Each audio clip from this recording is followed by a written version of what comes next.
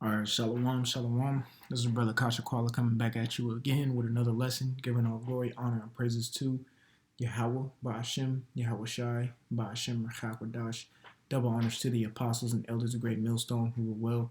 Peace, love, salutation to the elect 144 first fruit. Today is going to be a lesson on how the Israelites, we be really making the money in America. Okay? I'm going to focus this on the northern tribe. I know it says Mexicans right here. We understand that the Mexicans are, the so-called Mexicans are the Issacharite from the tribe of Issachar, okay, of the 12 tribes of Israel. All right. It says Mexicans in the U.S. are sending home more money than ever. Now, this article is in 2017 of February. All right, so almost 2 years ago.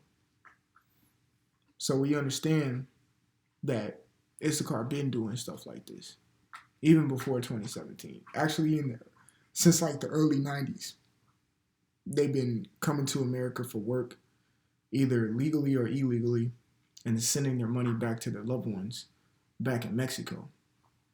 I wanted to bring this article up because President Trump, he wants to build that wall, and this could very well be one of the reasons why he wants to put that wall up, because the Issacharites, the Zebulonites, the Ephraimites, especially I'm speaking a lot of those Hispanic type tribes are coming to America. The Manassites, they're coming to America and taking money and sending it back to their homeland, their country, to help their people, okay? Instead of being like a normal American and making money in America and then being a consumer and pumping that money right back into the system, they take that money and pump it right back into their governments of their prospective lands. So if a Cuban comes over, they'll send their money back to Cuba. If a Mexican comes over, they'll send their money back to Mexico. It's not being pumped back into the market of America, keeping that steady income that America was used to, okay? So it says, without further ado, it says Mexicans in the U.S. are sending home more money than ever, okay? It says migrants from Latin America and the Caribbean are sending more money to their families back home than ever before. The annual remittances, if I'm pronouncing that right, as they are called by analysts, topped $69 billion in 2016. All right, so 2016 was the start of Trump's presidential term. Okay, we're in the year 2019. He'll be going on his third term. His third year. Okay, it says according to the central bank data compiled in a new report by the Inter-American Dialogue, a Washington D.C. based think that the money has been a lifeline for the national economies of many countries in the region since at least the 1990s. That's right, because they keep sending those American dollars, which, have a higher cost than a peso. And they just been pumping the Mexican market up, all right? It says a political scientist, Manuel Orozco, a political scientist who authored the report, first began tracking remittances. They climbed steadily since then, but only to plummet when the Great Recession hit the U.S. economy in 2008. That was the beginning of President Obama's term. All right. It says, but they began to rise again in 2012. The 2016 tally is the highest amount recorded and an increase nearly 8% over 2015. So Lord willing, I'll put this link in the description. I'm going to stop right there. But that goes to show you that it's prophecy. All right. This damn devil in Trump, he wants to put a wall up because the Israelites, we're hurting his pocket. We're making the money and we're sending it back to our loved ones, okay? And I'm saying we because the so-called Mexicans, the so-called Cubans, the so-called Haitians, the so-called Dominicans. Those are Israelites. Those are our people. Okay? So we are making the money and we're sending it back to our people and sending it back to their governments and not pumping that money that we make right back into the American system. They're saying, fuck that. You know? So I'm going to go ahead and get that some prophecy. All right? I'm probably going to stay in the book of Genesis. I'm going to get Genesis. First, I'm going to speak about Issachar. This is Genesis chapter 30 and 17. It says, "And the Most High hearkened unto Leah, and she conceived, and bare Jacob the fifth son." Okay? Verse 18. "And Leah said, Yahweh hath given me my hire, because I have given my maiden to my husband." And she called his name Issachar, Issachar. All right? The word Issachar means there is a recompense. All right? Or he is hired. Okay? Or he is hired. Let me get the word hire. The word hire is shakar.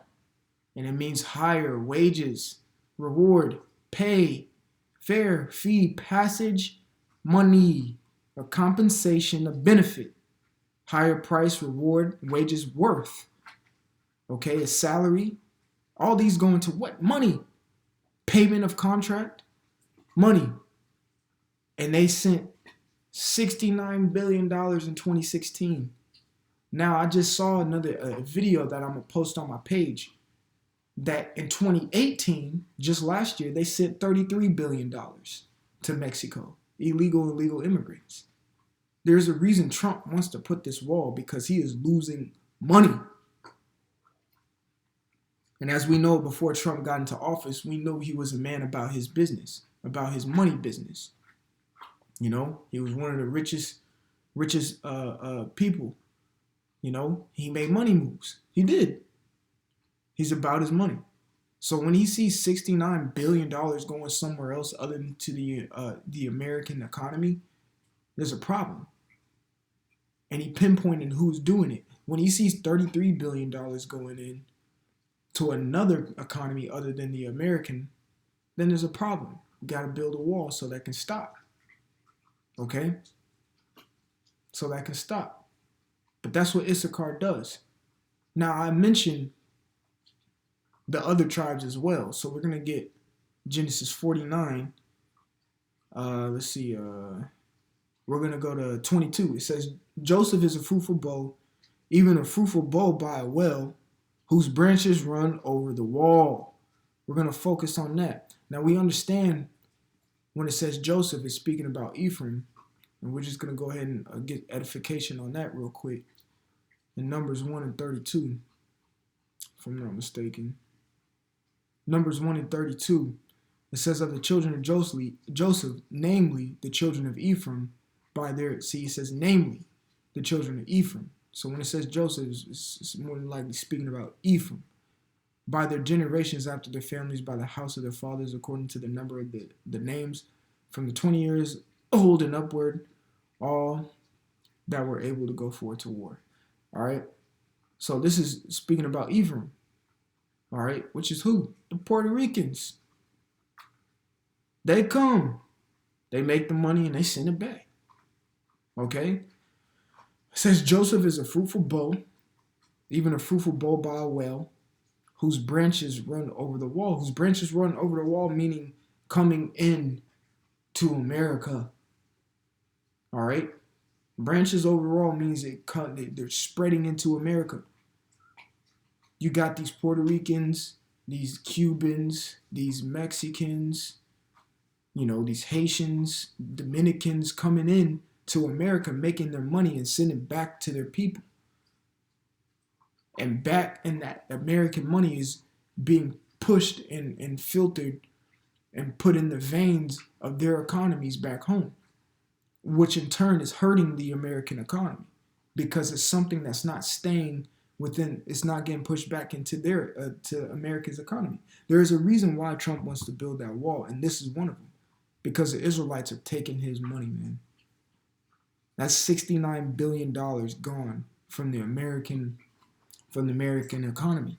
That's 30. When y'all see that video that I'm gonna post, there's $33 billion gone from the United States of America's economy because it's being sent away. It's being made and sent away and not pumped back because Issachar is not a consumer like these Americans out here. They work for their wages.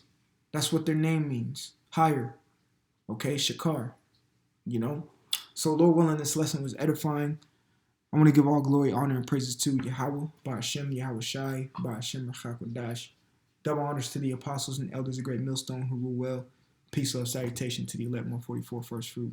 This is Brother Kasha Kwala from the GMS Atlanta Church. Until next time, I'm going to say shalom.